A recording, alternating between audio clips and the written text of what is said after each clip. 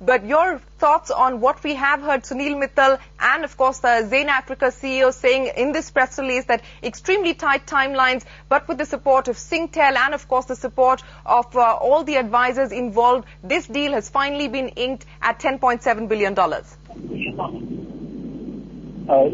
Yes, it is. And your question is? So, do you envisage any trouble really with regards to Gabon or with regards to Nigeria? Because the press release at this point in time does not talk about any of that. Yes. I haven't heard any rumors coming out of Nigeria about possible regulatory intervention or obstacles in the way. Gabon is obviously a different story.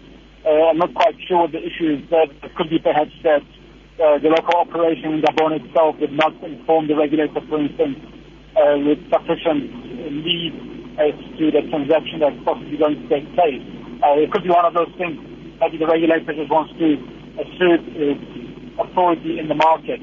I think ultimately, right. probably I don't see that there should be any problems because we did have a sale of Celtel to NTC previously without the hiccup.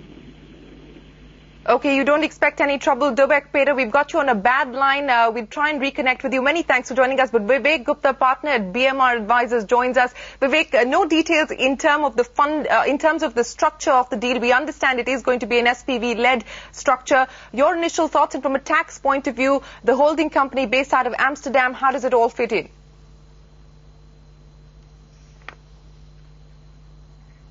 Vivek, can you hear me? We seem to have lost that line. We will connect with Vivek Gupta in just a bit. But Siddharth, that was the point that you were actually trying to make. And if you can just revisit that for the benefit of our viewers who have just joined in. Well, clearly, assuming that the SPV structure is the structure that has been utilized for this deal, and also assuming that it is the SPV is based out of Netherlands, where Zain Africa BV is headquartered out of, clearly then there is a tax preference angle also which is apparent in this deal. India and the Netherlands have a double taxation avoidance agreement, and while this is not a unique case of an overseas leverage buyout by an Indian company, the tax angle is also not unique in that sense. So clearly that may be one of the reasons, whether it is one SPV, whether it is two SPVs, what are the exact mechanics of that, what is the term for which this will sort of be kept there, what are the flexibilities that the Bharti management had in mind while going in for this structure. These are all details that are known to us at this stage, but assuming that it is the SPV structure, and I say this again because it is almost confirmed, then there is a clear tax angle and a preference that has been utilized in that sense. Given the size and the quantum of the deal, I am sure that the impact of that must have been substantial for this deal to be structured in the manner that it has. All right, Vivek Gupta, partner of BMR, joins us now. Vivek, can you hear me?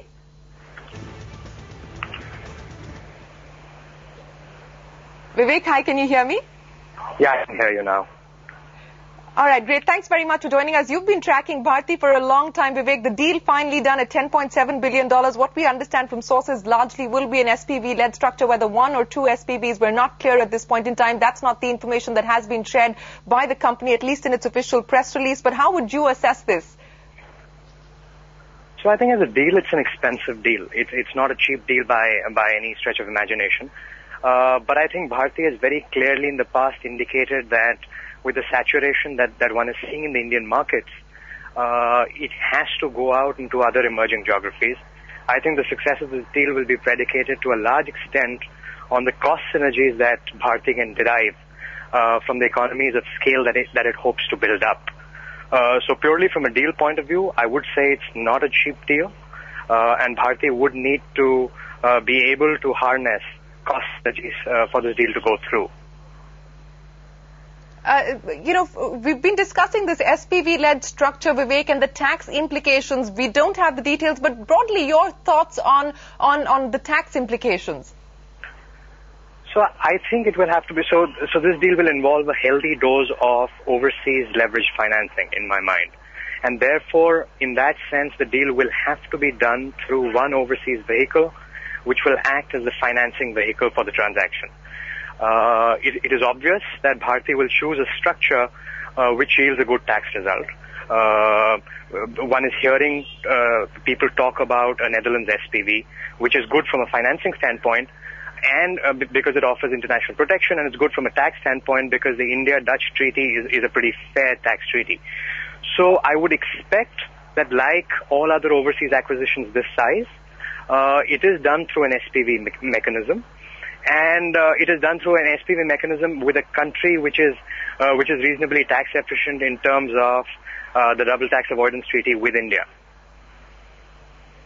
The company hasn't spoken about equity dilution. We've been asking the management that question. As of now, they haven't spoken about equity dilution. Would you anticipate that there would be some sort of equity dilution in the future? So I think at some point in time they will have to do equity dilution. The 3G auction is also lined up, so Bharti will be in significant investment mode going forward.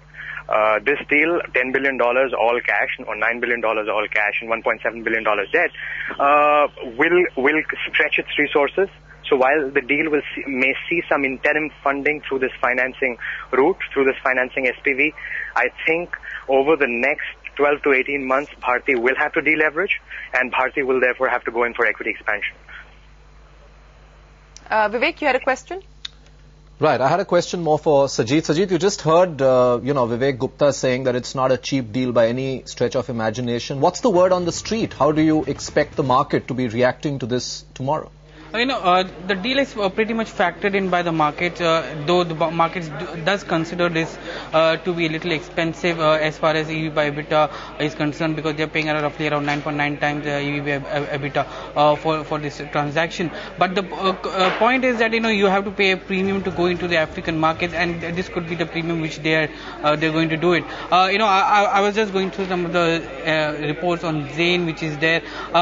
What we understand is that Bharti would have to do a quick turnaround of Zain Africa going forward in order to ensure that it does not put pressure on its balance sheet under the current financing agreement there.